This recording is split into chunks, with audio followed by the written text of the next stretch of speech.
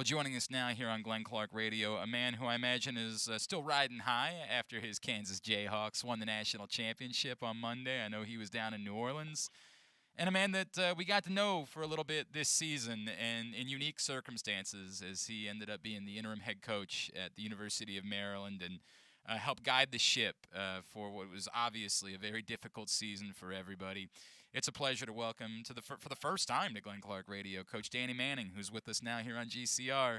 Coach, it's Glenn in Baltimore. It's great to chat with you. Thank you so much for taking a couple of minutes for us. Well, thanks a lot for having me, and very happy with the outcome of the Final Four. Yeah. It was a good night, good night for the Jayhawks. You know, it's really funny you say that. It jumped out at me, and I'll present this to you. We had Gravis Vasquez on the show on Monday morning because he was down there working the Yep, broadcast he for sure was. for Westwood One. We had an event together. You know what? He mentioned that. He mentioned Yep. and he mentioned that he had the opportunity to tell you how grateful he was, and I thought that was a really neat moment. But Gravis was talking about that something that he thought was maybe missing, and he put it on himself. He said, "Look, I got to do more. Is I need to create more of a family atmosphere with Maryland basketball and former players." And looking at you guys there on Monday night and seeing all of you that were so invested and how much it meant, can you tell me what that does for a program to have such a connection with the alums, guys that want to be a part of the program, even though they have no official title, and how important that is for any major college basketball program? Well, I can speak on the Kansas piece. That's part of our culture. It doesn't matter who you play for, coaching-wise. It doesn't matter if we were teammates. If we all wore the uniform, there's always love. There's always a great embrace. And there's always an immense amount of pride in the program. And that's just kind of how it's been. Every time that we talk about all the time, you come to the tradition and you leave a part of it. And we're all fortunate and blessed to be a part of it, but it's something that we take a great deal of pride in, and we definitely try to support as much as we can when we can. It was clear. It was abundant. It was really remarkable to watch how powerful it was for your group of guys. And I imagine it never gets old, right? Like you guys have been through this a time or two. You won one of these things yourself, right? I imagine it never gets old watching your school get to have a moment like that, especially such a thrilling comeback in game as that was. Yeah, it was a very, fun game. Obviously, you say that when your team wins, but, for us, we have reunions every 5 years, the basketball reunions, and if you come back, you try to get back for it. And it's always a wonderful time because you get a chance to spend time with guys that played before you, guys that came after you, and the common thread is we all played for Kansas. And so there's always a great deal of interest in what each individual is doing individually, but also collectively, from wherever we're at. We always have a huge badge of honor knowing that we all wore the uniform and we understand what the culture has created here at Kansas. Danny Manning is with us here on Glenn Clark Radio. Coach, I had Fats on last week, and I was really blown away because he was so overwhelmingly positive about his time at the University of Maryland and the impact it had on his life. And I was like, wow, it's hard to fathom that given everything that you've been through, right? Um, if I just asked you generically to describe what the year was like for you and your experience at the University of Maryland, how could you best describe it? Very grateful for the opportunity. And I say that because I get a chance to work with some quality young people day in and day out. I'm doing something that I love to do and being able to share some of the experiences I had to help them on their journey. And, whenever you get a chance to have an impact, you get a chance to lead, it's a privilege. And for me, the privilege came in an unexpected form or fashion, if you will. Mm-hmm. But yet, nonetheless, it's still the same impact of wanting to make sure that these young men felt supported supported, they felt loved, and they felt um, we were going to go into every game knowing that we put forth a great deal of fight. We'll give ourselves a chance to be successful. And so, for me, that was my motivation was to go out and do the best I could and make sure that we played hard, we played together, we played unselfishly, and we did whatever we could to try to be successful on the court and also off the court. And so that was the game plan from my eyes. Danny, you obviously these were difficult circumstances, right? Mm-hmm. This wasn't what you signed up for, right? Right. Um, Mm-hmm. when you settled into the role as coach, did you find yourself saying, "I'd like to stay"? Were you at all disappointed that Maryland went a different route? How did that play out for you as you became, you were clearly for a while the head coach at Maryland. I'm a competitor. I want to be successful in any endeavor that I partake in. But I also understand the business. I've been in it for quite some time now. My father was in it, and so it's unpredictable, and you can't control it a lot of times. What you can control is where your 2 feet are at that moment, and where your heart is at that moment. And that's all I try to. That's what I worried about. Would I'd like to have, continued on being the head coach at Maryland? Yeah, absolutely. Mm-hmm. And maybe I would have had an opportunity had we won more games if when you talk about it like that. But at the end of the day, it was still an experience. I'm grateful for the experience. I'm grateful for the relationships and relationships and the opportunities to make new friends and build upon relationships during my time there. And, when I look back on it, it will be fond memories for sure. What did you learn about just the program itself, the area? I think one of the things that people there are a lot of people that believe that Maryland is an exceptional, maybe top 15, top 20 type of job in college basketball, but the results haven't necessarily borne that out for a while now. I mean, it's been 20 years since they've been in the Final Four even. What did you learn about Maryland itself? And when you describe the place to someone, what do you tell them about Maryland basketball? Well, I think Maryland basketball, that there's a great tradition. There's a lot of history. Um, but I also think that Maryland basketball fell behind in terms of moving on with the times. Hmm. Just from the standpoint of facilities, Yep.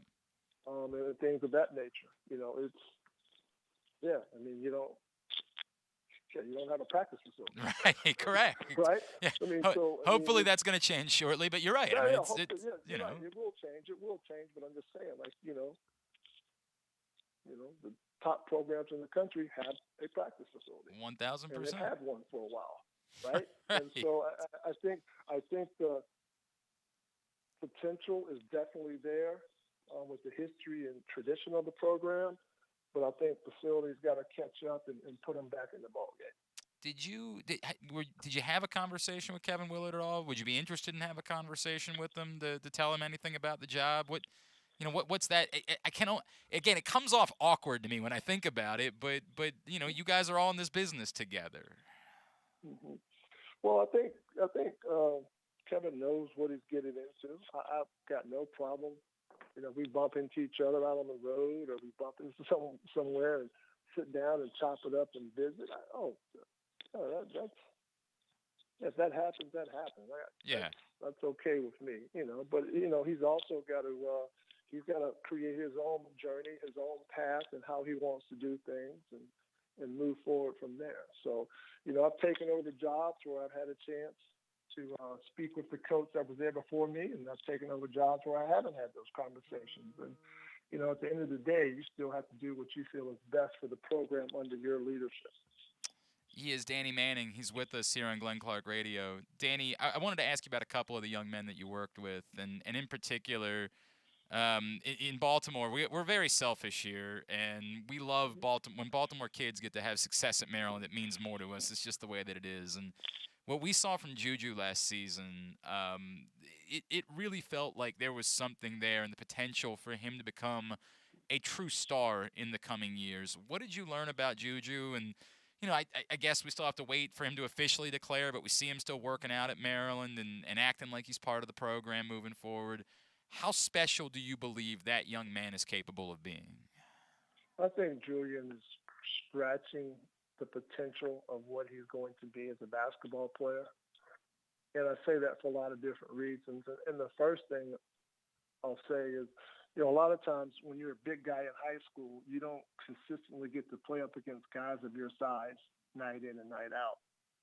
And you spend the majority of your time as a true big in high school avoiding contact. Because anytime somebody runs into the paint and bumps or hits you as the bigger guy, most high school officials call a foul on you. Hmm. So having said that, Mm-hmm. you're not used to consistently banging and leaning on bodies similar size. So when Julian got to college, that was just one of the things he goes through, and that's not a knock on him. That's I went through that. Every big guy goes through that just because you don't see that type of size on a consistent basis That's a great point. day in and day out from practice to game, from practice to game. And so, you get used to banging bodies and the non-conference banging. You're going to play some Power Five schools, and it'll be similar to what you face in the Big Ten, but it's not the Big Ten until you get there, right? Yep. And so Julian gets to the Big Ten, and he has to play up against the big fella from Penn State, John. He has to go up against the two-headed beast in Purdue. He's got to go up against the long bigs of Wisconsin, and so Yeah, Hunter every Dickinson, right? Yeah. every night out, Julian came out. He competed at a high level, and I think as he continues to grow and develop and have a better understanding of what he needs to do to be successful, he's going to be off the charts. His basketball IQ, his understanding of the game right now is really high and very good. The things that Julian sees and saw when I was with him as a player was really impressive to me because he was light years ahead in his thinking and understanding and seeing the game in terms of what he was trying to accomplish out there on the court. I mentioned Fats a second ago, and it was so much. He brought so much joy. It was such a joyous thing to watch him play basketball this year. Of course, everybody points out his size, and it's hard for someone that size to make it at the next level. You, of course, had an unbelievable career in the NBA, Danny. Knowing the heart he has, do you think he's capable of proving people wrong and finding a way to break through and play in the NBA despite the fact that everyone's going to look at him and say, dude, there's just no way. Guys your size don't play in this league any longer. Well, you know what? I really enjoyed coaching Fats. Um, Thought we had a really good bond. His understanding of the game, how he continued to evolve and grow was really fun to be around, fun to see, and impressive to me. A lot of it for Fats is going to come down to what team he's trying out for. Mm-hmm. What's their system? How do they use their guards? And so I think that a lot of that is going to come into play for him too. But he's going to go out there and compete. It doesn't matter what level he's at. I'll say this though, Fats is going to make a lot of money playing basketball No for doubt. a long time. No doubt about For it. a long time. And so many times people put the benchmark of the NBA as it. But you know what? That's not the case. That's not the case. There are a lot of different water makers out there besides Evian making a lot of money, right? So, a lot of it just is going to depend on what works best for you. But at the end of the day, I was fortunate and blessed enough to play in the NBA 15 years. And, Yep. you talk about, okay, how'd your teams do? What type of individual accolades did you get? The next question is going to be, are you going to be able to sustain your lifestyle that you created as a player? And that comes back down to how you took care of your finances and how much money you made while you're playing. So at the end of the day, when you get done being a professional athlete, it's going to be you know, you trade your health for wealth when you start playing professional sports. And when you're done playing professional sports, you hope your wealth can take care of your health. Hmm. Hmm. And, I think he's going to make a lot of money playing professional basketball, and I hope it's in the NBA. But if it's not, that's okay because, you can still have a great life and a wonderful lifestyle, you know, playing in different leagues, especially when we talk about the money that's being paid the players to go overseas. There was a kid from Baltimore a few years ago named Kenny Hasbrook, and he ended up getting a cup of coffee with the Miami Heat.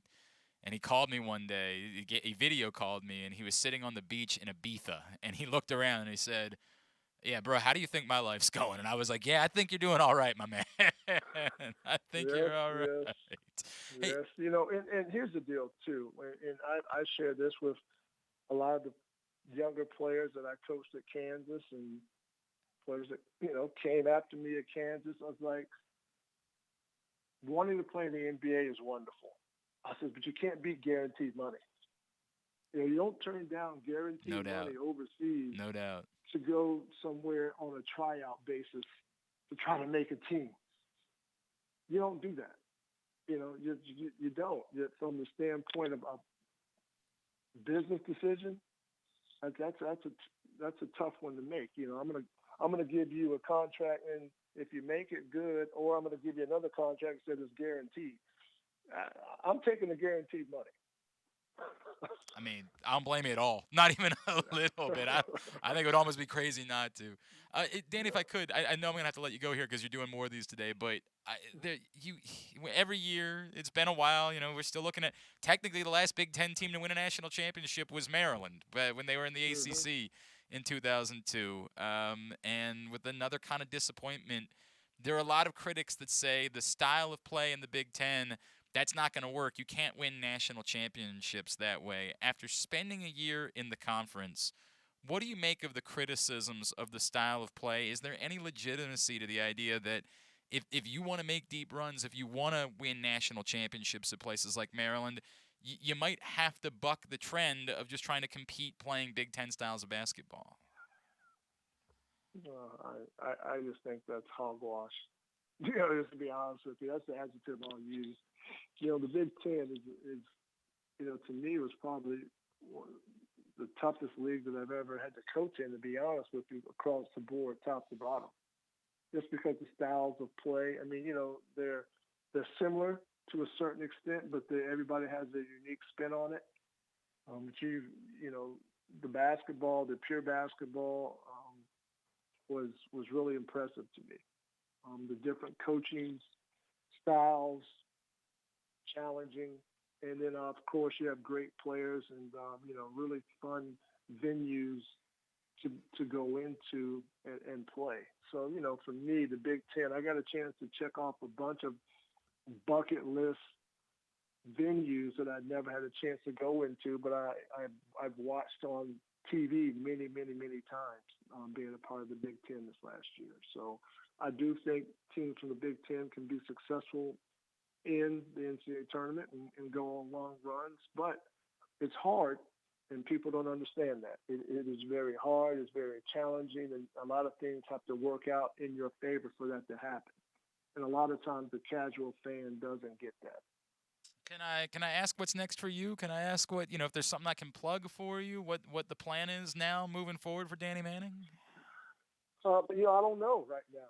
I've just taken a deep breath, kind of decompressing a little bit. I've had some different conversations with a few different people at the collegiate level and the professional level, and then also um, in the media, TV broadcasting. So just taking a deep breath right now and trying to figure out which direction I want to go or would like to try to go into. Well, Danny, I hope you felt because I heard from a lot of folks who were, and I know Gravis mentioned it. There was a lot of appreciation for the way that you handled yourself and what you did for this program in what was a difficult time. And I hope that you were able to feel some of that from this fan base and the appreciation because I'm telling you, I heard it from a lot of people. Um, we wish you well, whatever it is that's next for you. Thank you for taking a few minutes for us this morning, and best of luck to you in all of your ventures moving forward. Thanks a lot. I appreciate it.